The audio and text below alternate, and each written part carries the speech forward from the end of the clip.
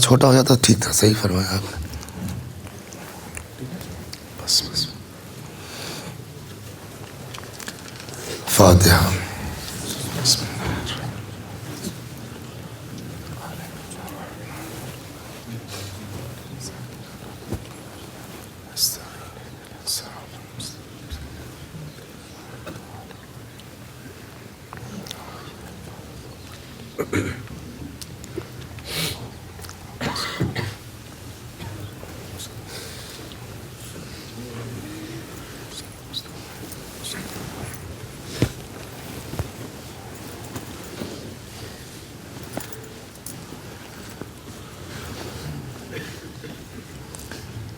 لا حول ولا قوة إلا بالله العلي العظيم. أعوذ بالله من الشيطان الرجيم. بسم الله الرحمن الرحيم. الحمد لله رب العالمين بارئ الخلائق أجمعين باعث الأنبياء والمرسلين والصلاة والسلام والتحية والإكرام على البشير النذير السراج المنير سيدنا ونبينا وشفيعنا إن شاء الله أبي القاسم محمد.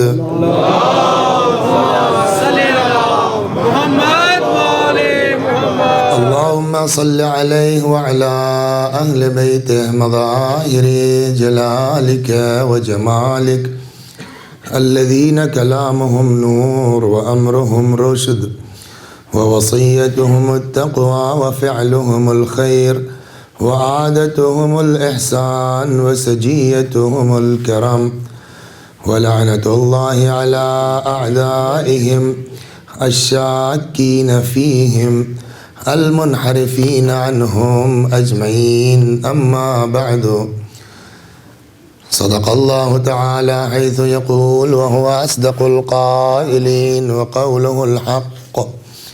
أعوذ بالله من الشيطان الرجيم. بسم الله الرحمن الرحيم.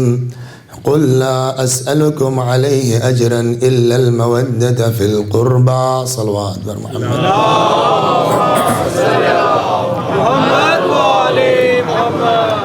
کہہ دیجئے آپ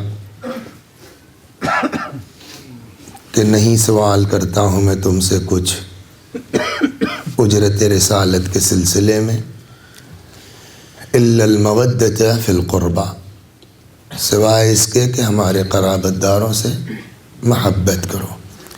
ومن یقترف حسنۃ نزد لہ فیہ حسنا، اور جو نیکی کا مرتکب ہوگا ہماری بارگاہ میں ہم اس کی نیکی کو بڑھاتے جائیں گے، اس کی نیکی میں اضافہ کرتے جائیں گے. تو یہ محبت ہے جس کی بنا پر ہماری نماز قبول، یہی محبت ہے جس کی بنا پر ہمارے روزے قبول، یہی محبت ہے جس کی بنا پر ہماری عبادتیں قبول. اور اگر یہ محبت درمیان سے نکال دی جائے تو نماز بغیر روح کے ہے، روزے کی کوئی حیثیت نہیں اگر عشق اہل بیت کے ساتھ نہیں ہے. اور اگر عشق اہل بیت ہے، مودت اہل بیت ہے، تو موت بھی اس کی شہادت کی موت ہے. کل وہ حدیثیں ہم نے عرض کی آپ کی خدمت میں، آج اسی پر تھوڑا سا کتابوت وعبود بہت جلدی میں مسائب پر انشاءاللہ آنے کی کوشش کر رہا ہوں. اب محبت کا کرشمہ کیا ہے کہ تم قرابت داروں سے محبت کرو، اور یہ نیکی ہے. یہ جب محبت ہوگی اور اس محبت کے ساتھ ہم اس دنیا سے جائیں گے تو اس محبت کا کرشمہ کیا ہے؟ الا ومن مات علی حب آل محمد مات شہیدا، جو آل محمد کی محبت میں مر جائے وہ شہید مرتا ہے. الا ومن مات علی حب آل محمد مات تائبا، جو آل محمد کی محبت میں مر جائے وہ توبہ کیا ہوا مرتا ہے. جو آل محمد کی محبت میں مر جائے ماتا مغفورا، وہ بخشا ہوا مرتا ہے. جو آل محمد کی محبت میں مر جائے ماتا مستکمل الایمان، وہ کامل الایمان مرتا ہے. تو اب سوال یہ ہے کہ آخر یہ محبت کیا چیز ہے کہ اس محبت کے ساتھ اگر آدمی مرتا ہے تو شہید وہ ہے، مغفور وہ ہے، تائب وہ ہے، کامل الایمان وہ ہے۔ یہ محبت کیا چیز ہے؟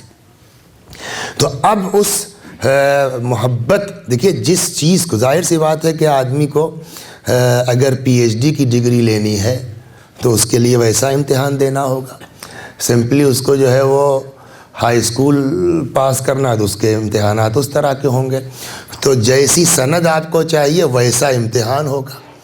تو اب ظاہر سی بات ہے اگر محبت کے کرشمے اتنے سب ہیں کہ شہادت ہے تو اسی محبت کے صلے میں، ایمان ہے تو محبت کے صدقے میں، تو اب وہ کوئی عام محبت نہیں ہوگی۔ یہ اہم شے ہے، چونکہ اس کے رزلٹس اچھے ہیں، اس کا نتیجہ بڑھیا ہے، تو اب ظاہر سی بات ہے کہ وہ محبت صرف زبان سے کہہ دینے سے نہ ہم محب کہلائیں گے نہ ہم شیعہ کہلائیں گے۔ یہ جو بات میں تقریباً ہر مجلس میں گھما پھرا کے کہہ دیتا ہوں کہ شیعہ گھر میں پیدا ہونے سے کوئی شیعہ نہیں ہوتا، مسلمان گھر میں پیدا ہونے سے کوئی مسلمان نہیں ہوتا۔ رضا تقی نقی نام رکھ لیا آپ نے، وسیع حسن احسان نام رکھ لیا، تو نام رکھ دینے سے کوئی شیعہ نہیں ہوتا۔ پھر کیسے ہوگا؟ کہا وہ محبت جو شہادت کی حد تک لے جائے۔ ایک سوال پہلے میں آپ سے کروں پھر اس پر گفتگو دی، کیسے ممکن ہے کہ آدمی صرف اظہار محبت پر شہید کا مرتبہ پا جائے، معمولی مرتبہ شہید کا نہیں ہے؟ جزا اور سزا اس کا تعلق کہاں سے ہے؟ ایک آدمی نے ہماری کنپٹی پہ ادھر سے رکھا ریوالور، ایک آدمی نے ادھر سے، ایک آدمی پشت پر ایک آدمی سامنے، اور دو آدمیوں نے صاحب جبڑے جو ہے کھول دیے اور پوری ایک شراب کی بوتل منہ میں پلٹ دی۔ میں مجرم ہوں، میں خطاوار ہوں۔ صاحب کیسے نہیں؟ شراب کا سزا معلوم ہے کتنی بڑی چیز ہے شراب۔ چھٹے امام نے فرمایا اگر شراب کا ایک قطرہ کسی کنویں میں گر جائے اور اس کنویں کا پانی کسی زمین پر پہنچے، زمین سیراب ہو، اور اس سیرابی کے نتیجے میں اس زمین پر گھاس اگائے، میرا گھوڑا اس گھاس کو کھا لے، میں ایسے گھوڑے پر سواری نہیں کروں گا۔ تو آپ نے سمجھا شراب؟ لیکن اس کے باوجود، اتنا زبردست گناہ ہونے کے باوجود شراب کا، کیا میں مجرم ہوں؟ میں خطاوار ہوں؟ صاحب میرے بس میں نہیں تھا، میرے اختیار میں نہیں تھا۔ چار آدمی زبردستی صاحب کلاشنکوف کے جو ہے وہ اس پر کہ بھون دیں گے تم کو، جان کا بچانا واجب، ہمارے منہ میں ڈال دی، ہم کیا کر سکتے تھے؟ ہاتھ پیر باندھ دیا ہمارا۔ تو جزا اور سزا اس کا تعلق اختیاری عمل پر ہے، جبری عمل پر نہیں ہے۔ یہ ایک قانون ہوا، اور یہیں سے ہم کو فرق محسوس ہو جائے گا عصمت اہل بیت اور عصمت ملائکہ میں۔ اس لیے کہ ملائکہ جس حال میں ہے ان کا اپنا اختیار نہیں ہے، رکوع میں ہے تو رکوع میں ہے، سجدے میں ہے۔ ایک 2 سال کا بچہ، کیا وہ اس بات کا حقدار ہے کہ اس کو ثواب دیا جائے کہ ابھی تک زنا نہیں کیا ہے؟ کیا 6 مہینے کا بچہ اس بات کا حقدار ہے کہ صاحب اس کو اجر ملنا چاہیے، 6 مہینہ پیدا ہوئے ہو گئے ابھی تک اس نے جو ہے کوئی چوری نہیں کی ہے؟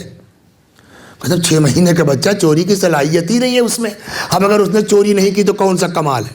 تو اگر جرم نہیں کیا، اختیار تھا اور نہیں کیا، تب کمال ہے۔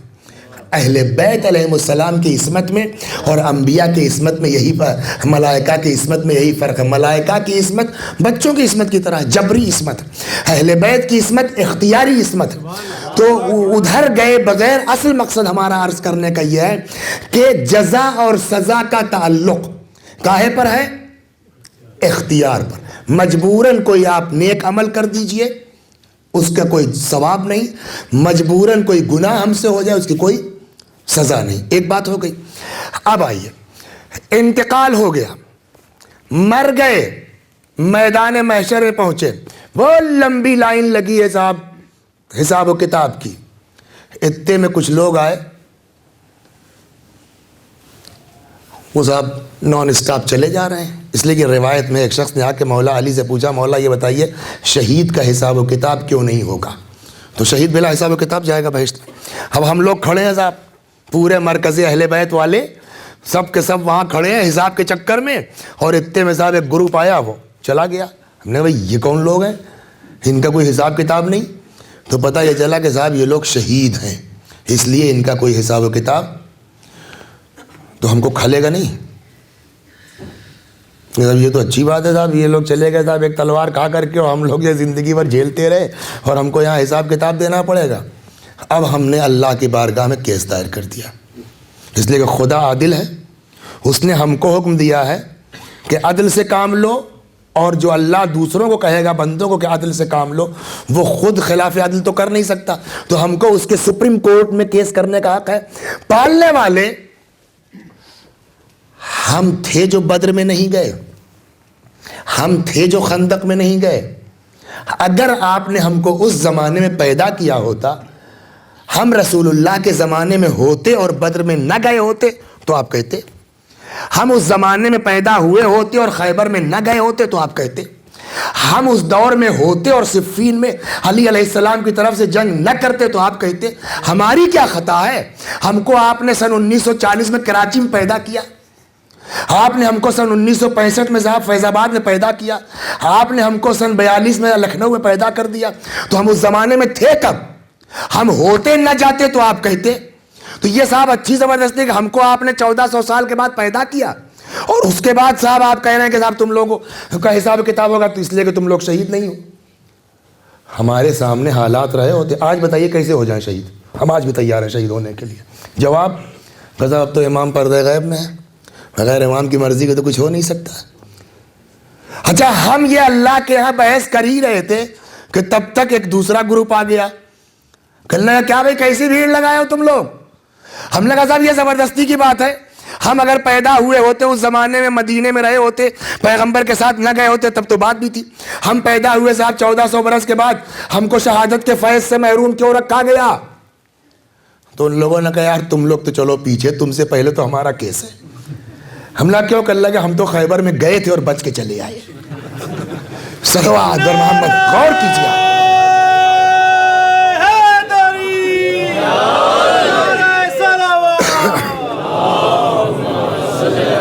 ہم تو خندق میں گئے تھے اور شہید نہیں ہوئے، ہم تو بدر میں تھے اور شہید نہیں ہوئے. تو پالنے والے ہم کو فیض شہادت سے کیوں محروم رکھا گیا؟ وہ قتل ہو گیا، اس کی حیات کا اعلان کر دیا آپ نے. ہم بچ کے چلے آئے تو ہماری زندگی کا کوئی وہ نہیں ہے، ہماری حیات کا کوئی اعلان نہیں ہے. تو ایک جواب اس کا یہ ہو سکتا ہے کہ بھائی شہید کی حیات کا اعلان ہوا نا، تمہاری موت کا اعلان. اچھا کام کس کا زیادہ ہے؟ ایک سوال یہ بھی، جو میدان جنگ میں گیا ہے کام کس کا زیادہ ہے؟ شہید کا کہ جو زندہ بچ کے آ گیا اس کا؟ سامنے مثال موجود ہے. جنگ بدر پہلی جنگ، ادھر سے علی علیہ السلام، حمزہ، عبیدہ، ادھر سے 3 آدمی، عتبہ، شیبہ اور ولید. جنگ شروع ہوئی. حمزہ نے اپنے مقابل کو مارا، علی علیہ السلام نے اپنے مقابل کو مارا، عبیدہ نے حملہ کیا، تلوار کارگر نہیں ہوئی، پلٹ کے اس نے حملہ کیا، حضرت عبیدہ شہید ہو گئے. وہی تلوار کھچی ہوئی جس سے مولا نے اپنے مقابل کو مارا تھا، بڑھے اور عبیدہ کے قاتل کو بھی مار دیا. 3 آدمی گئے تھے، تینوں پلٹے. 2 نے جو ہے حمزہ نے 1 کو مارا، علی علیہ السلام نے 2 کو مارا، عبیدہ بجائے سے قتل کرتے شہید ہو کے آ گئے. تو کام کس کا زیادہ ہے؟ علی کا نا. دوسرے نمبر پر حمزہ کا نا. اور عبیدہ بجائے ایسے کہ دشمن کا سپاہی کم کرتے خود ہی قتل ہو گئے، شہید ہو گئے. اسلام کا ایک سپاہی شہید ہو گیا. تو کام کیا غازی نے زیادہ، اور انعام کا اعلان کس کے ہو رہا ہے؟ شہید کے. وَلَا تَحْسَبَنَّ الَّذِينَ قُتِلُوا فِي سَبِيلِ اللَّهِ أَمْوَاتًا بَلْ أَحْيَاءٌ عِندَ رَبِّهِمْ يُرْزَقُونَ. جو اللہ کی راہ میں قتل ہو گئے انہیں مردہ نہ کہو، وہ زندہ اور اپنے اللہ کے پاس سے رزق پا رہے ہیں، روزی پا رہے ہیں. تو یہ ناانصافی کی بات معاذ اللہ ہے کہ نہیں ہے؟ اچھا دوسری بات، ابھی آپ نے قانون بتایا کہ جزا اختیاری امر پر ملے گی. کیا شہید ہونا اختیار میں تھا عبیدہ کے جو شہید ہو گئے اور علی علیہ السلام نہیں ہوئے؟ کہا صاحب کیوں نہیں شہید ہو گئے؟ گئے ہوتے قتل ہو گئے ہوتے. کہا تو کیا اسلام ایسے ہی سپاہی چاہتا؟ ہم گئے خیبر میں، ارے بھائی مرحب بھائی، وہ نکلا جھومتا ہوا، کیا بات ہے؟ میں نے کہا صاحب آپ سے اونچا کوئی کافر دنیا میں نہیں ہے، ذرا مرحب بھائی اپنی تلوار لائیے گا، میری گردن کاٹ دیجئے تو میں شہید ہو جاؤں. کیا اسلام ایسے سپاہی چاہتا ہے؟ کیا دین ایسے سپاہی چاہتا ہے؟ یعنی آپ کو مرنے کی نیت سے نہیں جانا ہے، آپ کو راہ خدا میں جہاد کی نیت سے جانا ہے. مر گئے اتفاق ہے، مار دیا اتفاق ہے. تو حیات کا اعلان قتل کی بنیاد پر نہیں ہونا چاہیے. حیات کا اعلان اس لیے کہ وہ اختیار میں نہیں ہے، حیات کا اعلان قتل کرنے کی بنیاد پر نہیں ہونا چاہیے، اس لیے کہ ابھی طے ہوا کہ جزا اور سزا کی بنیاد اختیاری عمل پر ہے، جبری عمل پر نہیں ہے. آواز قدرت آئے گی، بھیا قرآن قاعدے سے کیوں نہیں پڑھتے؟ ہم نے شہید کی حیات کا اعلان کیا ہے، ہم نے غازی کی موت کا اعلان تھوڑی کیا ہے. ہم نے حیات کا اعلان کیا نا شہید کی، غازی کی موت کا اعلان تو کیا نہیں. ہادی نام کیا ہے آپ کا؟ عابد.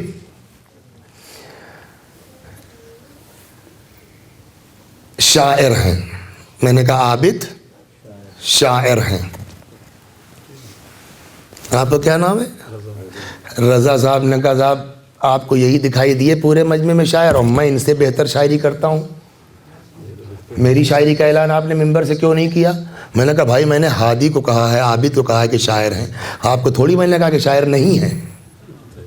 اگر ہم یہ کہتے کہ شاعر نہیں ہے تو اس کے پیچھے کوئی وجہ ہوگی جو میں نے کہا عابد شاعر. تو کیا وجہ ہے صاحب؟ میں نے کہا وجہ یہ ہے کہ 4-6 آدمی اکٹھا تھے اور انہوں نے کہا یہ عابد ان کا جھٹک کے پڑھ دیتا ہے، سمجھے آپ، کہنا وہنا آتا نہیں، شاعر واعر ہے ہی نہیں. تو چونکہ لوگ ان کی غیبت کر رہے تھے، تو جیسے غیبت کرنا جرم ہے ویسے ہی غیبت سننا جرم ہے. میں وہاں کھڑا تھا، یا تو فرار کر جاؤں، فرار کیسے کروں؟ جو غیبت کرے تو انہی کی گالی سے جانا تھا، تو فرار کر کے جائیں کہاں؟ تو اب ہمارے ساتھ مجبوری یہ تھی کہ ہم کہیں نہیں صاحب آپ غلط بات کہتے ہیں، عابد شاعر ہیں. تو عابد کی شاعری کا اعلان ہم نے کیوں کیا؟ کہ اس لیے کہ عابد کی غیبت ہو رہی تھی. آپ کو تو دنیا شاعر مانے بیٹھی ہے، آپ کی شاعری کا اعلان کیوں کریں؟ ویسے ہی اللہ نے اگر شہید کی حیات کا اعلان کیا، غازی کی حیات کا اعلان نہیں کیا، تو غازی کی موت کا بھی تو اعلان نہیں کیا. تو اس کا مطلب اس کے پیچھے کوئی راز ہے، اس لیے کہ حیات کے وجہ نہ غازی ہونا ہے نہ شہید ہونا ہے، اس لیے کہ نہ غازی ہونا اختیار میں نہ شہید ہونا اختیار میں. تو بنیاد حیات نہ شہادت بنے گی، بنیاد حیات نہ غازی ہونا بنے گا. کہ بنیاد حیات کیا ہے؟ کہ جہاں اختیار ہے. اختیار کیا ہے؟ قتل ہونا نہیں. اختیار کیا ہے؟ قتل کرنا نہیں. کہ بے اختیار کیا ہے؟ کہ اختیار ہے میدان جنگ میں جانا اور جمنا. جو میدان جنگ میں جا کے جم جائے، چاہے قتل ہو کے پلٹے چاہے قتل کر کے پلٹے، اس کے لیے حیات ثابت ہوگی. اور جو میدان جنگ میں جا کے بھاگ جائے، چاہے نفس چل رہی ہو چاہے دل دھڑک رہا ہو، اس کے لیے موت ثابت ہوگی. تو اب بنیاد حیات میدان جنگ میں جا کے جمنا ہے. ہم نے کہا صاحب ٹھیک مان لیا بنیاد حیات جمنا ہے. تو جب بنیاد حیات میدان جنگ میں جا کے جمنا ہے اختیاری عمل، تو کیوں شہید کی حیات کا اعلان آپ نے کیا اور کیوں غازی کی حیات کا اعلان نہیں کیا؟ کہ اس کے پیچھے راز ہے. کیوں تم نے عابد کی شاعری کا اعلان کیا، کیوں رضا کی شاعری کا اعلان نہیں کیا؟ اقبال ان کا شعر سنائیے. آپ کہیں گے کون سا؟ خودی کو کر بلند اتنا کہ ہر تقدیر اختلاف ہو گیا، تدبیر کی تقدیر، تقدیر، ہاں یہ اس کو ذہن رکھیں، تقدیر نہ کہ تدبیر.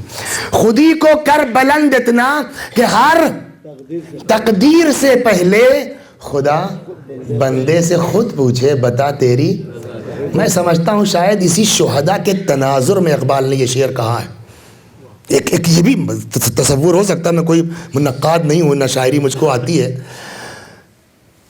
ہوا یہ کہ جب یہ شہداء بارگاہ خداوندی میں قتل ہو کے پہنچے، قدرت نے آواز دی بتاؤ میری راہ میں قربانی دینے والوں.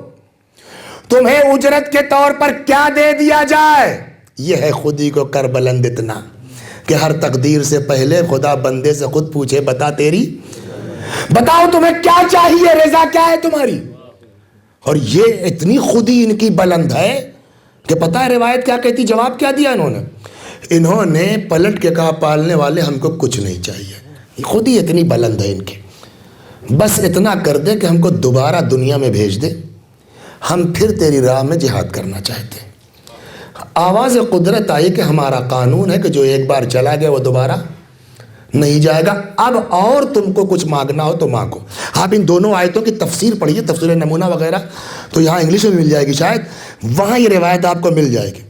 اب جب ان کا پالنے والے ہم کو کچھ نہیں چاہیے، ہمیں دنیا میں بھیج دے تاکہ پھر تیری راہ میں قربانی دے، کہ ہمارا قانون یہ ہے کہ ایک بار کے بعد دوبارہ نہیں جائے گا آدمی، اور کچھ مانگنا ہو تو مانگو۔ تو اب جب خدا نے کہا یہ تو نہیں ہو سکتا، اور جو مانگنا ہو مانگو، پھر ان کی خودی بلند، بہشت نہیں مانگی۔ اب اس میں کچھ ایسے تھے بیچارے جو اس دنیا سے قتل ہو کے گئے تھے، وہاں تو وہ نعمت میں تھے، لیکن یہاں باپ رو رہا ہے جوان بیٹے کی موت پر، ماں رہ رہی ہے اولاد کے لیے، بیٹا رو رہا ہے باپ کے لیے، زوجہ رو رہی ہے شوہر کے لیے۔ تو اب انہوں نے وہاں اللہ سے فریاد کی، پالنے والے ہم تو یہاں خوش ہیں، اب اس سے زیادہ ہم کو اور کیا چاہیے؟ لیکن ہم جن کو اپنے پیچھے دنیا میں روتا بلکتا چھوڑ کے آئے ہیں، کچھ ان کی تسکین کا سامان کر دے۔ اب جب ان شہداء نے اپنے ورثاء کی تسکین کے لیے وہاں مطالبہ کیا، تب یہ آیت نازل ہوئی، وَلَا تَقُولُوا لَمَنْ يُقْتَلُ فِي سَبِيلِ اللَّهِ، جو اللہ کی راہ میں قتل ہو گئے ہیں انہیں مردہ نہ کہو، وہ زندہ ہیں، وَلَٰكِن لَا تَشْعُرُونَ، تم ان کی حیات کو سمجھ نہیں سکتے ہو۔ دوسری آیت کی شان نزول میں علماء مفسرین ہمارے فرماتے ہیں کہ جب بعد میں اسلام نے ترقی کی اور مال غنیمت سونا چاندی کلہاڑیوں سے کاٹ کاٹ کے بٹنے لگا تو کافی آسائش فراہم ہو گئی تھی، تو ان میں جو ان کے دوست یار ساتھی، کوئی بدر میں قتل ہو چکا، کوئی خندق میں قتل ہو چکا، کوئی خیبر میں، تو ان کو اپنے پرانے گزرے ہوئے ساتھی یاد آتے تھے، اور ایک افسوس ان کو ہوتا تھا کہ آج اتنی ترقی اور فراوانی ہے، یہ لوگ بیچارے پیٹ پر پتھر باندھ کر کے مر گئے، کاش یہ ہوتے تو یہ بھی ان نعمتوں سے آج بہرہ مند ہوتے، یہ بھی اس روزی میں شامل ہوتے، یہ بھی اس رزق میں شامل ہوتے۔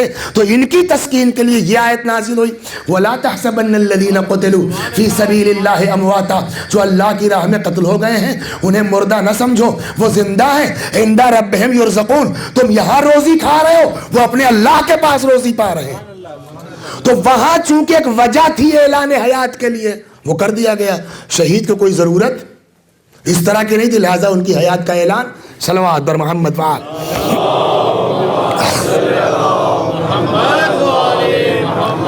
تو چلیے صاحب وہ بھی حیات والے ہو گئے، تو غازیوں کا تو کیس حل ہو گیا، مگر مسئلہ ہمارا اب بھی پھنسا ہوا ہے نا، کہ پالنے والے وہ تو غازی تھے، گئے تھے میدان جنگ میں، جمے تھے، لڑے تھے، چاہے قتل ہو کے پلٹے چاہے قتل کر کے پلٹے۔ حیات ہماری کیا خطا ہے کہ جو ہم اس وقت پیدا نہیں ہوئے؟ ہم اس وقت رہے ہوتے، میدان جنگ میں نہ جاتے، آپ کہتے اب آواز قدرت آئے گی، نبی کی حدیث میں موجود ہے، کیا سمجھتے ہو میدان جنگ میں جو چلا گیا اور جم گیا اس کے لیے حیات ثابت ہے؟ مطلب کیا مطلب؟ اتنی محنت سے تو یہ طے ہوا کہ اختیاری عمل ہے میدان جنگ میں جانا اور جمنا، کہ وہ تو اختیاری ہے، لیکن لاکھ اختیار، ہر اختیاری عمل پر ثواب نہیں ملتا۔ صلوات بر محمد فعال۔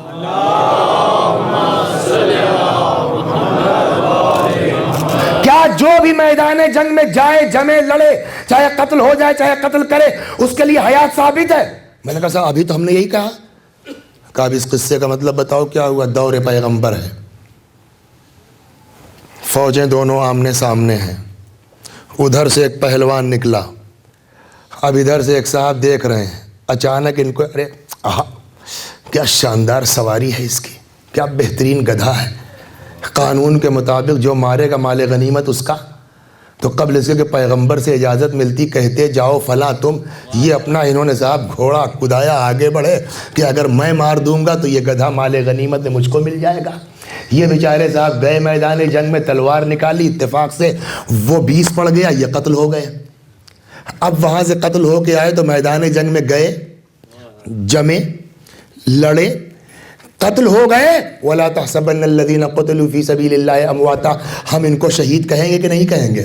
لیکن پیغمبر کی روایت ہے، حضرت نے فرمایا اس کو شہید راہ خدا مت کہو، یہ شہید راہ حمار ہے، یہ گدھے کی راہ کے شہید ہیں، اللہ کی راہ کے شہید نہیں ہیں۔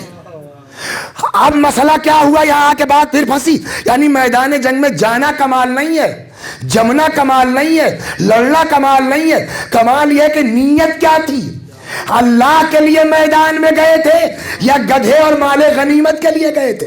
اسی لیے قرآن نے فی سبیل اللہ کی قید لگائی ہے، وَلَا تَحْسَبَنَّ الَّذِينَ قُتِلُوا کہہ کے بات ختم نہیں کی گئی، شرط کیا لگی؟ فی سبیل اللہ، اللہ کے لیے جائے، جانا کمال نہیں، جمنا کمال نہیں، قتل کرنا کمال نہیں، قتل ہونا کمال نہیں، کمال یہ ہے کہ اللہ کے لیے کیا کیا تم نے۔ کہا اب جب مسئلہ فی سبیل اللہ کا ہے تو اس کا تعلق میدان میں جانے سے نہیں ہے۔ آدمی میدان میں گیا ہے لیکن فی سبیل اللہ نہیں، قتل ہو گیا ہے، حیات نہیں اس کے لیے، شہادت نہیں اس کے لیے۔ آدمی میدان جنگ میں گیا ہے، جمع ہے، لڑا ہے، تعلق کیسے کا؟ نیت سے ہے، فی سبیل اللہ، نیت اللہ کے لیے ہے کہ نہیں؟ اور نیت کا تعلق زمانے کا قیدی نہیں ہوتی، نیت زمانے میں مقید نہیں ہوتی۔ اگر نیت صاف ہے، یہی تو تم کہہ رہے تھے نا، وہ گیا تھا لیکن نیت نہیں تھی، شہید نہیں کہلائے گا۔ تم نہیں گئے تھے، اگر نیت سچی ہے، سبحان اللہ، سبحان اللہ۔ اب آپ سمجھ گئے میں کہاں لے کے چلا؟ اگر نیت سچی ہے تو بستر پر اپنے کراچی میں مر جاؤ گے، لکھنؤ میں مر جاؤ گے، لندن میں مر جاؤ گے، نیت اگر سچی ہے یا لیتنی کنت معکم فافوز فوزا عظیما، تو تم 1400 برس کے بعد مر جاؤ گے۔ نیتوں کی سچائی ہم جانتے ہیں، جزا ہم کو دینا ہے۔ بستر پر مر جاؤ گے صدق نیت کے ساتھ، ہوتے تو خندق میں جاتے، ہوتے تو خیبر میں جاتے، ہوتے تو بدر میں جاتے، ہوتے تو صفین میں جاتے، ہوتے تو کربلا میں جاتے۔ اگر نیت صادق ہے، اس سچی نیت کے ساتھ بستر پر مر جاؤ گے، میرا نبی آواز دے گا من مات علی حب آل محمد مات شہیدہ، جو اس طرح کی محبت لے کے مر جائے وہ شہید مرتا ہے۔ صلوات بر محمد وآل۔ تمہاری نیت اگر سچی ہے تو آج بھی راستہ بند نہیں ہے، لیکن دعوے کا نام محبت نہیں ہے۔ صاحب تو بہت آسان کام ہے، اگر واقعاً اس بنیاد پر آدمی کو شہادت مل جائے تو ہم تو کہتے ہیں ہر شب جمعہ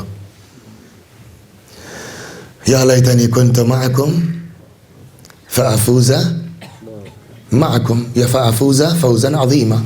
ایک کربلا والوں کاش ہوتے تو آپ کے ساتھ جاتے، آپ کے ساتھ ہوتے۔ کیسے جانچا جائے کہ نیت ہماری صحیح ہے؟ وہ تو وہ سمجھتا ہے اس کو جس کو اجر دینا، ہم کیسے مطمئن ہو کہ ہماری نیت صحیح ہے؟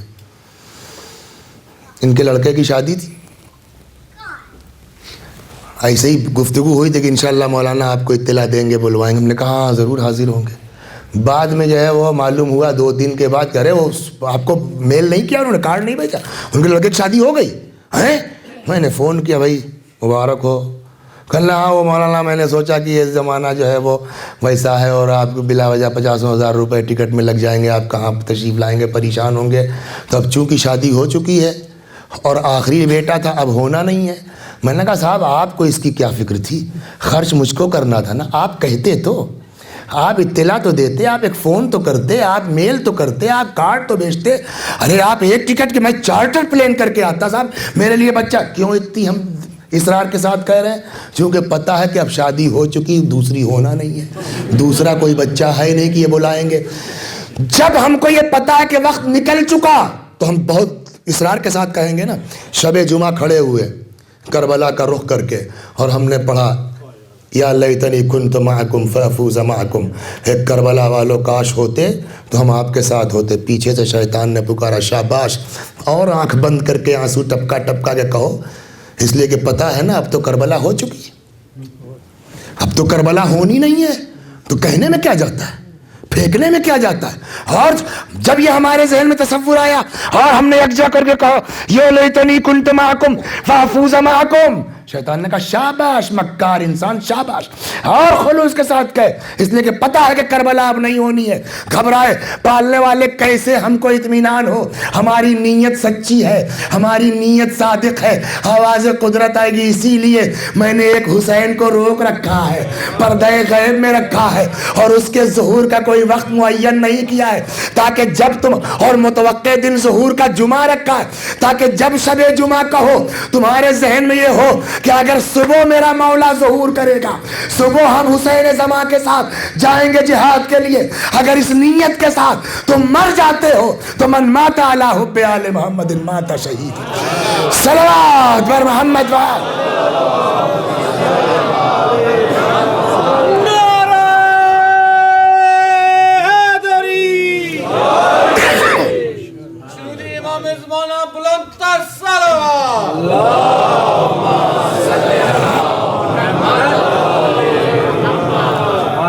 اس طرح کی محبت کا مطالبہ کیا جا رہا ہے۔ اب آپ اس کو جوڑیے سب کو، اس لیے کہ جس کے یہاں یہ تصور ہے کہ اگر صبح میرا مولا ظہور کرے گا، صبح ہم حضرت کے ساتھ شامل ہوں گے، تو اس تصور کے بعد وہ بالکل اپنے کو جو ہے وہ اپ گریڈ رکھے گا، نہیں اپ ٹو ڈیٹ رکھے گا، نہیں رکھے گا کہ پتہ نہیں کب حضرت کا ظہور ہو جائے اور کب مجھ کو جانا ہو، یہ بھی ٹھیک رکھو، یہ بھی ٹھیک رکھو۔ اور جب آدمی ہر طرف سے ٹھیک ہوگا تو یہ ٹھیک اپنے کو کیوں کرے گا؟ اسی محبت کے تقاضے کی بنیاد پر۔ تو جب اتنا ٹھیک ہوگا آدمی تو من مات علی حب آل محمد مات تائبہ، جو اس طرح کی محبت میں مرے گا وہ ہر وقت توبہ کیے ہوئے ہے۔ من مات علی حب آل محمد مات مغفورا، من مات علی حب آل محمد مات مستکمل الایمان۔ ایسی محبت جس کے اندر ہے وہ توبہ کیا ہوا ہے، وہ کامل الایمان ہے، وہ بخشا ہوا ہے، وہ شہید ہے۔ تو جو قرآن مطالبہ کر رہا قل لا اسألکم علیہ اجرا الا المودۃ فی القربى، کہیے مجھ کو کچھ نہیں چاہیے مگر یہ کہ میرے قرابت داروں سے محبت رکھو، کا مطلب یہ کہ بالکل الرٹ، آمادہ رہو کہ جب بلاوا ادھر سے آ جائے گا ہم کو سوچنے کی ضرورت نہیں ہے۔ اور جب اس منزل پر پہنچ جاؤ گے عشق کی، جب اس منزل پر پہنچ جاؤ گے محبت کی، تب تم کو اس کی کوئی پرواہ نہیں ہوگی۔ دنیا میں آج قرآن نے کہا تو ہے کل نفس ذائقۃ الموت، ہر نفس کو موت کا ذائقہ چکھنا ہے۔ کسی کو پتا ہے ذائقہ موت کا کیسا ہوتا ہے؟ شوق شہادت ہے جس نے ذائقہ بتایا ہے۔ ایک آدمی پوری دنیا میں ہے، ایک بچہ پوری کائنات میں ہے جس نے موت کا ذائقہ بتایا ہے۔ اسی محبت کی بنیاد پر ذائقہ معلوم ہوتا ہے۔ بیٹا کیف الموت عندک، قاسم تمہارے نزدیک موت کیسی ہے؟ احلی من العسل، شہد سے زیادہ شیریں، عسل سے زیادہ شیریں۔ یہ ہے کرشمہ محبت کا، یہ ہے کرشمہ عشق کا۔ اگر ہمارے اندر اس طرح کی محبت اہل بیت سے ہو جائے تو من مات علی حب آل محمد مات تائبہ۔ اور جہاں امام کا بیٹا ہو اس کو کیسی محبت ہوگی اپنے باپ سے، اس کو کتنا لگاؤ ہوگا اپنے باپ سے، اور اس کو کتنا جذبہ ہوگا اپنے باپ کی حمایت کا۔ یہ کوئی نہ مورخ لکھ سکتا ہے، نہ کوئی خطیب پڑھ سکتا ہے، نہ کوئی ذاکر بیان کر سکتا ہے کہ صبح عاشوراء سے علی اکبر سلام اللہ علیہ کو میدان جنگ میں جانے کا کتنا اشتیاق تھا اور کتنا شوق تھا۔ ادھر جتنا زیادہ اشتیاق ہے میدان میں جانے کا، ادھر اتنی ہی زیادہ اذیت کا احساس ہے۔ کیسے اس جوان کو اجازت دوں میں؟ چنانچہ آپ اگر تاریخ پڑھیے ذرا سا ڈیپلی، الگ سے آپ کو نہیں ملے گا کہیں، لیکن آپ اگر توجہ سے پڑھیے تو آپ کو یہ اندازہ ہوگا کہ سب کو حسین نے باقاعدہ کہا جاؤ خدا حافظ۔ ایک اکبر ہیں کہ جن کی طرف رخ کر کے حسین نے نہیں کہا کہ جاؤ خدا حافظ، جن کے چہرے کی طرف تو نہیں رخ کیا حسین نے۔ کہ تب کیسے گئے اکبر؟ جواب، وہ طریقہ اپنایا جس سے اکبر کو پتہ چل گیا کہ بابا راضی ہیں۔ وہ طریقہ اپنایا جس سے اکبر کو اندازہ ہو گیا کہ بابا راضی ہیں. کہا وہ کیا؟ کہ جب اکبر نے آ کے باپ سے فریاد کی بابا مجھ کو بھی میدان جنگ میں جانے کی اجازت دے دیجئے، بجائے اس کے کہ حسین اکبر کے چہرے کی طرف دیکھتے، رخ کیا آسمان کی طرف اور ایک جملہ فرمایا اللہم اشہد علی ہؤلاء القوم، پالنے والے اس قوم پر تو گواہ رہنا. اب وہ جا رہا ہے میدان میں جو ہر اعتبار سے تیرے رسول سے مشابہ تھا. جب بھی میں اپنے نانا کی زیارت کا مشتاق ہوتا تھا، نظرنا الیہ، اپنے اس بچے کو دیکھتا تھا، میں اپنے اس بچے کی زیارت کرتا تھا. اللہ اکبر. اکبر کو اندازہ ہو گیا کہ بابا راضی ہیں. اکبر گھوڑے پہ سوار ہو گئے. صبح سے جس کا یہ شوق ہو کہ اجازت مل جائے تو ان ظالموں کو بتلاؤں اس کے گھوڑے کی رفتار کیا ہوگی. آپ ہر بات کتاب میں تھوڑی ہوتی ہے، ہر بات روایت میں تھوڑی ہوتی. کچھ آدمی اپنی عقل سے سوچے کہ اس جوش اور اس ولولے کے ساتھ جب اکبر نے اپنے گھوڑے کو ایڑ لگائی ہوگی تو اس گھوڑے کی رفتار کیا رہی ہوگی. کیا اس تیز رفتار گھوڑے کا مقابلہ حسین جیسا بھوکا اور پیاسا 57 برس کا باپ کر سکتا ہے؟ کیا حسین اس گھوڑے کے برابر دوڑ سکتے ہیں؟ کیا حسین اس گھوڑے کے برابر چل سکتے ہیں؟ لیکن یہ محبت ہے، یہ لگاؤ ہے. کہا نا حسین نے کہ نانا جب کبھی آپ کی زیارت کا شوق ہوتا تھا نظرنا الیہ، میں اپنے اس بچے کو دیکھتا تھا. روایت کہتی ہے اکبر گھوڑے پر چلے، حسین سے بیٹھا نہیں گیا، پیچھے پیچھے مولا بھی دوڑ پڑے. لیکن کہاں تک مقابلہ کرتے اس تیز رفتار گھوڑے کا. گر پڑے، مڑ کے جو اکبر بابا گھوڑے سے نیچے آ گئے، گھوڑے سے نیچے آ گئے اور باپ کے پاس آئے. جی کھول کے رو لو. آج حسین کے جوان کا تذکرہ، جو اگلے سال زندہ رہے گا وہ ماتم کرے گا، جو اگلے سال زندہ رہے گا وہ تابوت نکالے گا. کیا پتا ہمارا کیا حشر. یا اللہ یہ مرد و عورت آج جو اکبر کو حسین کے جوان کو رونے بیٹھے، خدا ان کے دلوں سے آج صبر اٹھا لے، ان کو رونے کی توفیق دے دے تاکہ فاطمہ کے زخموں کا مرہم بن سکے. ماشاءاللہ آپ کی آواز بلند ہو گئی. اللہ اکبر. جیسے ہی دیکھا باپ کو اتر آئے. بابا آپ تو اجازت دے چکے تھے، آپ تو رخصت کر چکے تھے، آپ کہاں چلے آ رہے ہیں؟ حسین کیا جواب دیں اپنے فرزند کو. حسین کے باپ نے بیٹے کا جواب نہیں ہے، بس ایک فقرہ فرمایا میرے لال کاش تم صاحب اولاد ہوتے، میرے لال کاش تم صاحب اولاد ہوتے. مطلب یہ کہ یہ بات بتانے کے لیے کہ کیوں آ رہے ہیں. جس کے سینے میں باپ کا دل ہے وہ سمجھتا ہے کہ اولاد سے محبت کیا. اچھا جاؤ جاؤ میرے بیٹے جاؤ. ایک بات کا خیال رکھنا میرے لال، جب تک سامنا رہے نا مڑ مڑ کے اپنی شکل باپ کو دکھلاتے جانا.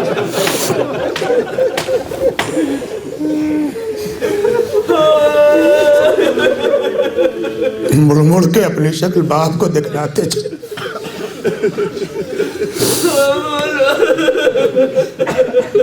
ابھی مجلس کے پہلے ایک صاحب آئے، کہنے لگے مولانا میرا ایک کزن ہے، معاذ نام ہے اس کا، اس کو یہ مرض ہو گیا ہے، نسیں پھول رہی ہیں، حالت بہت خراب ہے، آج ذرا سا دعا کرا دیجیے گا. اللہ حسین کے جوان کے صدقے میں اس بچے کو شفا عنایت فرمائے. دل دکھا ہوا ہے نا، جس کی جو خواہش ہے آج طلب کیجیے اکبر کے صدقے میں.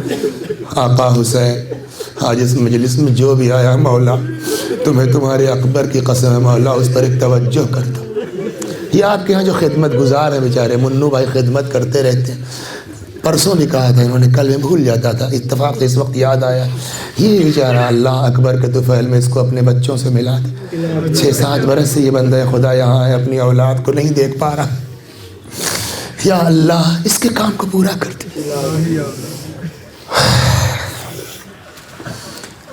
جاؤ بیٹا، جب تک سامنا رہے نا تب تک مڑ مڑ کے اپنی شکل باپ کو دکھلاتے جانا۔ اکبر میدان میں چلے گئے۔ حسین مشہور یہی ہے نا کہ در خیمہ پر بیٹھ گئے، خیمے کے اندر نہیں گئے۔ اس کا کیا مطلب ہوا؟ در خیمہ پر بیٹھ گئے کا مطلب کیا ہوا؟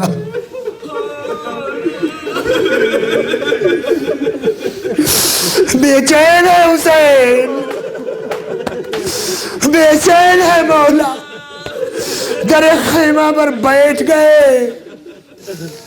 ماں نے نگاہیں گاڑ دی باپ کی طرف۔ باپ کا دل ہے نا، میرے بچے کو کچھ ہوگا تو حسین تڑپ جائیں گے۔ ہوا یہی، ایک مرتبہ حسین کا چہرہ بدلا، ماں تڑپ گئی۔ خیر تو ہے؟ بڑا زبردست پہلوان ہے لیلا، دعا کرو۔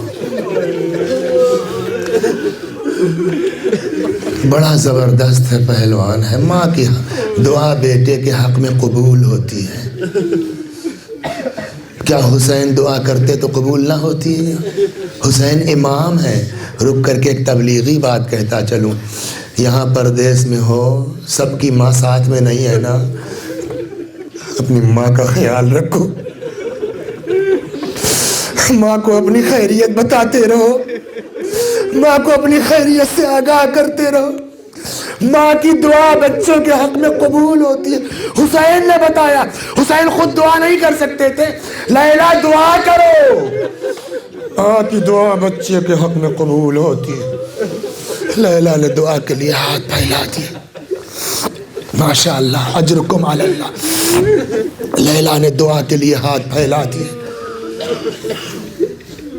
تھوڑی دیر میں اکبر واپس آ گئے، لیکن جس وقت آئے ہیں کیفیت کیا ہے پتہ ہے؟ آج بھی میں نے وہاں کہا ہے مجلس میں، کل بھی میں نے یہ بات کہی تھی، آج بھی قاسم کی شجاعت کے سلسلے میں نے کہا، علی کے فضائل بیان ہوتے ہیں، خیبر کا واقعہ پڑھا جاتا ہے، نعرہ حیدری لگتا ہے، ہاں مجمع واہ واہ نعرے لگاتا ہے۔ یہ شجاع وہ ہے، وہ بہادر وہ ہے کہ اس کی شجاعت کہاں پڑھی جائے۔ 1,00,000 سپاہی تھے کربلا میں نا، کم سے کم 25,000۔ ایک پیاسے کے لیے معمولی لوگ ہیں یہ، ایک پیاسے کے لیے تھوڑے سے لوگ ہیں یہ۔ لیکن روایت کہتی ہے کہ جب اکبر میدان سے واپس باپ کے سامنے آئے، اس وقت روایت کہتی ہے 200 یزیدیوں کو اکبر قتل کر کے پلٹے تھے۔ وہ سب سیراب تھے، اکبر پیاسے تھے، 200 سے سب لائن لگا کے کھڑے ہو گئے تھے کہ آئے اکبر سب کو قتل۔ اس کے لیے فن چاہیے، اس کے لیے ہنر چاہیے، اس کے لیے طاقت چاہیے۔ اللہ اکبر، کیا عالم ہوا ہوگا قلب حسین کا جب 200 یزیدیوں کو قتل کر کے بیٹا پلٹا ہوگا سامنے۔ یہ موقع ہے کہ نہیں کہ ایک مرتبہ جوش محبت میں حسین کہے، شاباش میرے لال، تو نے خاندان علی کی لاج رکھ لی، بتاؤ تجھ کو کیا انعام چاہیے۔ حق ہے پوچھنے کا کہ نہیں، لیکن حسین کیا پوچھے، خود اکبر نے ایک ایسا سوال کر لیا کہ باپ کا کلیجہ کباب ہو گیا۔ آئے آواز دی، بابا اللہ تشو قد قتلنی وثقل الحدید اجہجنی، بابا پیاس مارے ڈال رہی ہے، بابا اس پر سے یہ اسلحے کا بوجھ، اے بابا تھوڑا سا پانی مل جائے گا۔ اللہ اکبر۔ حسین اپنے بچے کو پانی کہاں سے لا کے دیں، اپنے جوان کو پانی کہاں سے لا کے دیں؟ روایت کا جملہ سنا ہے آپ نے نا، بابا تھوڑا سا پانی مل جائے گا۔ حسین نے فرمایا، بنائی ہاتھ لسانک، بیٹا اپنی زبان میرے دہن میں دے دو۔ روایت صرف اتنی ہے، بیٹا ہاتھ لسانک، بنائی ہاتھ لسانک، بیٹا اپنی زبان میرے دہن میں، صرف روایت اتنی۔ بقیہ جو لوگ پڑھتے ہیں وہ اپنے اپنے ان کے افکار ہیں، شاید اس لیے کہا، شاید اس لیے کہا۔ کچھ لوگ کہتے ہیں شاید اس لیے امام حسین نے کہا بیٹا زبان دے دو تاکہ بچے کو بتا سکیں باپ تم سے زیادہ پیاسا ہے۔ لیکن سوال، کیا اکبر کو پتہ نہیں تھا کہ بابا کتنے پیاسے ہیں؟ یہاں پر ایک آدمی نے بہت اچھے انداز سے اس فقرے کی وضاحت کرنے کی کوشش کی ہے کہ حسین نے کیوں کہا بنیا ہاتھ لسانک، بیٹا اپنی زبان میرے دہن میں دے دو۔ وہ شخص کہتا ہے کہ جب اللہ کسی کو اولاد عطا کرتا ہے، خدا بحق علی اکبر جو بے اولاد ہیں ان کو اولاد عطا کرے، خدا جب کسی کو بیٹا دیتا ہے، 6 مہینے کا بچہ، دیکھا ہے نا اپنے باپ کو، ہم تو ممبروں سے اکثر دیکھتے رہتے ہیں جن کی گود میں بچے ہیں، باقاعدہ سر بال سونگھتا ہے باپ، اسی مجلس میں دیکھا بال سونگھتا ہے اپنے بچے کا، سر رکھ کر کے، ناک سر پہ رکھ کر کے۔ جب اللہ کسی کو اولاد دیتا ہے، 6 مہینے کا ہے، 2 سال کا ہے، 5 سال کا ہے، باپ کبھی پیشانی چومتا ہے، کبھی لب چومتا ہے، کبھی رخسار ہے نا فطرت باپ کی۔ لیکن یہی بیٹا جب 18 سال کا ہو جائے، یہی بیٹا جب 20 سال کا ہو جائے، آپ نے دیکھا کسی باپ کو اس طرح سے بیٹے کا منہ چومتے ہوئے، بیٹے کی پیشانی اور رخسار چومتے ہوئے 20 سال کے؟ کیوں؟ اب تم کو اپنے بچے سے محبت نہیں ہے تو کپھر کا جوان بیٹے کا لب چومتے ہوئے باپ کو شرم آتی ہے، جوان بچے کے لب چومتے ہوئے باپ کو غیرت آتی ہے۔ حسین کی محبت نے جوش مارا تھا، میرا پیاسا بچہ 1 لاکھ کے درمیان سے 200 کو مار کے پلٹا، صدقے جائیں ان خشک لبوں کے۔ حسین کی محبت جوش مار رہی تھی، کیسے اپنی محبت کو تسکین دے کہ اتنے نے اکبر نے پانی کا مطالبہ کر لیا، بنیا ہاتھ لسانک، بیٹا اپنی زبان مجھے دے دو۔ اکبر کو پیاس بتانا مقصود نہیں، اپنے جذبہ محبت کو تسکین دینا چاہ رہے تھے۔ اکبر نے زبان کھینچ لی، بابا آپ کی زبان میں تو مجھ سے زیادہ کانٹے پڑے۔ اللہ اکبر، اب کیا کریں حسین؟ دنیا میں کسی نے اپنی اولاد کو وہ جواب، مجبور سے مجبور آدمی بھی اپنے بیٹے کو وہ جواب نہیں دے سکتا جو حسین ابن علی نے اپنے بیٹے کو جواب دیا ہے۔ خدا نہ کرے، خدا نہ کرے، خدا نہ خواستہ ایک بیٹا ہے کسی کا، کینسر ہو گیا، گردہ خراب ہو گیا، زمین جائیداد بیچ کر کے دنیا کے جہاں ممکن تھا علاج کے لیے گئے، اور آخر مایوس ہو کے آدمی وطن آ گیا کہ اب اس کو بچنا نہیں ہے۔ آج رات میں ڈاکٹر آیا، اس نے کہا یہ صبح تک مر جائے گا۔ باپ بیچارہ ہر چیز بک چکی ہے، رویا رویا قرض میں ڈوبا ہوا، ایک طرف ماں بیٹھی ہے، ایک طرف باپ بیٹھا ہے۔ کہتے ہیں مرنے کے پہلے افاقہ ہوتا ہے نا۔ بیٹے نے آنکھ کھولی، باپ کی طرف غور سے دیکھا، پاپا سیب کھانے کا دل چاہتا ہے۔ ماں کی طرف رخ کیا، امی انگور کھانے کا دل چاہتا ہے۔ ایک نیا پیسہ گھر میں نہیں ہے، قرض میں ڈوب چکے ہیں والدین، لیکن کوئی اپنے مرتے ہوئے بیٹے سے یہ کہے گا بیٹا باپ ماں کی مجبوری جانتے ہو، جاؤ جنت میں سے جہاں کبھی نہ گیا ہوگا، باپ اس دروازے پہ چلا جائے گا، اتنا دے دو مرتے ہوئے بیٹے کی خواہش پوری کر دوں، سیب کھلا دوں، تمہاری نوکری کر کے قرضہ ادا کر دوں۔ ماں جہاں کبھی نہ گئی ہوگی اس کے دروازے پر پہنچ جائے گی، 10 روپیہ دے دو اپنے بچے کو انگور کھلا دوں، مرتے مرتے اس کی خواہش پوری۔ کوئی ماں باپ اپنے مرتے ہوئے بیٹے سے یہ نہیں کہہ سکتے، لاکھ مجبور ہے کہ جاؤ جنت میں سیب ملے گا۔ دنیا میں بس ایک حسین ہے کہ جس نے انگوٹھی اتاری، فرمایا بیٹا اکبر اسے دہن میں رکھ لو، جاؤ نانا رسول خدا سے راب کریں گے۔ جانتے ہو باپ مجبور ہے۔ اللہ کیا گزر گئی ہوگی حسین کے دل پر اس وقت، جس وقت حسین نے اکبر سے کہا ہوگا بیٹا جاؤ نانا رسول خدا تمہیں سیراب کریں گے۔ اکبر میدان میں آ گئے، جنگ شروع ہوئی، لڑتے لڑتے پیاسے اکبر، بھوکے اکبر، تھکے ہوئے اکبر، لیکن اس کے باوجود اے نوجوانوں، اے اکبر کا ماتم کرنے والوں، اے اکبر کا تابوت اٹھانے والوں، اس کے باوجود یہ اتنی بڑی فوج اکبر کا کچھ نہیں کر سکی، اتنی بڑی فوج اکبر کا کچھ نہیں کر سکی۔ طے یہ ہوا کہ ایک شقی ایک بھالا، ایک نیزہ لے کر کے کھجور کے پیڑ کی آڑ میں چھپ جائے، تاکہ جب اکبر فوج پر حملہ آور ہوں تو موقع دیکھ کر کے اکبر کا نشانہ لے۔ اب اکبر فوج کی طرف بڑھ رہے ہیں، ایک طرف گھوڑے کی رفتار ہے، تصور کریں آپ، میں نے کہا ہر بات کتاب میں نہیں ہوتی، سوچیں آپ، ایک طرف گھوڑے کی رفتار ہے اور ایک طرف اس ملعون نے جو موقع دیکھ کے پوری طاقت سے نیزہ پھینکا، آن کے اکبر کے سینے میں لگا، ایسا پیوست ہوا، آواز دیا بیٹا علیک من السلام، بابا میرا آخری سلام قبول کر۔ اجرکم علی اللہ، اجرکم علی اللہ۔ کہتے ہیں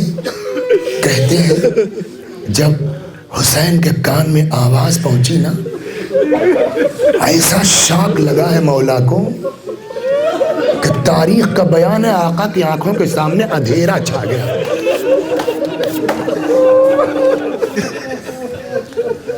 کچھ دکھائی، بس چل پڑے، آئینہ علی، آئینہ علی، آئینہ علی، بیٹا کہاں ہو؟ علی اکبر آواز کے سہارے پہنچے۔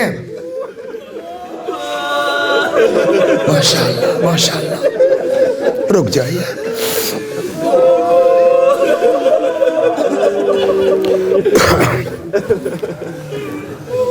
کہتے ہیں مازندران کے قریب ایک گاؤں ہے، اس کے آگے بس ذرا سا مصائب اور پڑھوں گا اس واقعے کے بعد اور ختم ہو۔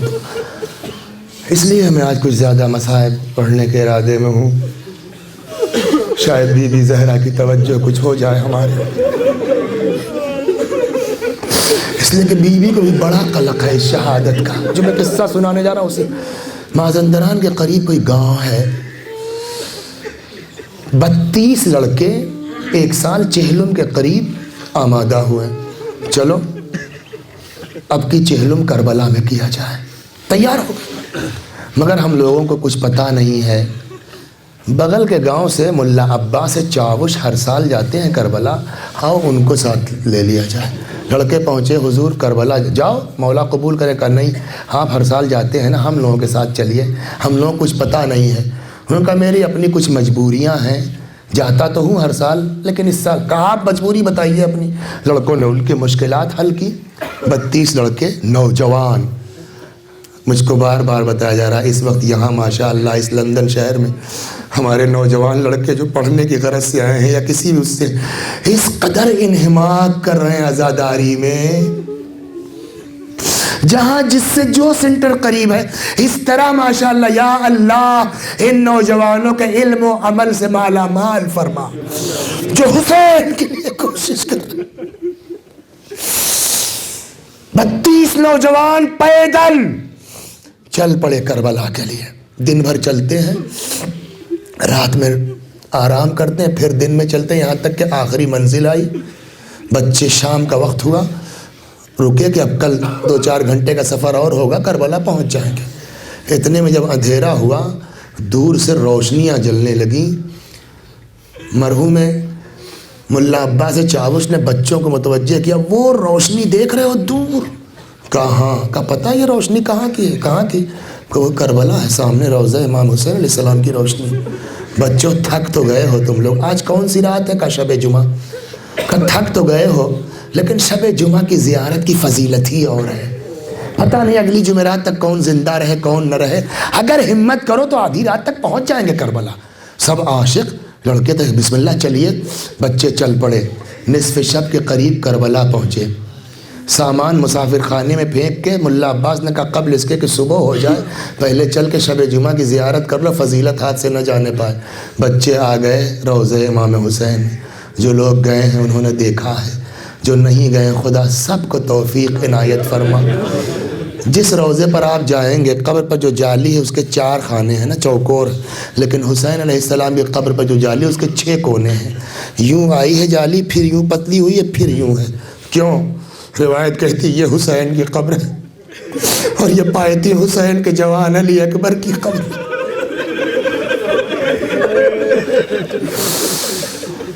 سحر کا وقت ہے، نصف شب کے بعد، 32 لڑکے سب کے سب جوان، قبر علی اکبر۔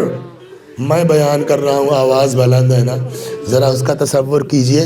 لڑکے روضے میں داخل ہوئے، کسی نے کہا عباس بھائی جب اپنے گاؤں میں مجلس ہوتی ہے آپ وہ والا نوحہ پڑھتے ہیں، بڑی رقت ہوتی ہے، یہاں آپ مولا کے روضے پر وہی نوحہ پڑھ دیے؟ ان کا جی نہیں، پہلے زیارت پڑھ لیجئے، اس کے بعد میں بیاض کھولوں گا، جو نوحہ نکلے گا وہ پڑھوں گا، کسی کی فرمائش نہیں سنوں گا۔ زیارت ہوئی، زیارت کے بعد ملا عباس نے بیاض کھولی، سحر کا وقت ہے، قبر علی اکبر ہے، 32 نوجوان ہیں۔ کہتے اتفاق سے جو بیاض کھولی نوحہ نکلا، علی اکبر کے حال کا نوحہ نکلا۔ خوب ماتم ہوا، خوب گریا ہوا۔ ایک مرتبہ ملا عباس نے بیاض بند کی، کہا چلو اب تھوڑا سا آرام کر لو، اب کل دن میں آداب و غسل کے ساتھ زیارت کے لیے آئیں گے۔ ملا عباس کہتے ہیں ابھی آنکھ لگی تھی کہ خواب میں دیکھتا ہوں کوئی دروازہ کھٹکھٹا رہا ہے۔ میں نے اسی خواب کے عالم میں اٹھ کے دروازہ کھولا، دیکھا کوئی شخص کھڑا ہے۔ کہیے ملا عباس تمہارا نام ہے؟ جی ہاں۔ فرمائیے۔ کہا اپنے ساتھیوں کو الرٹ کر دو، آمادہ کر دو، آقا آ رہے ہیں۔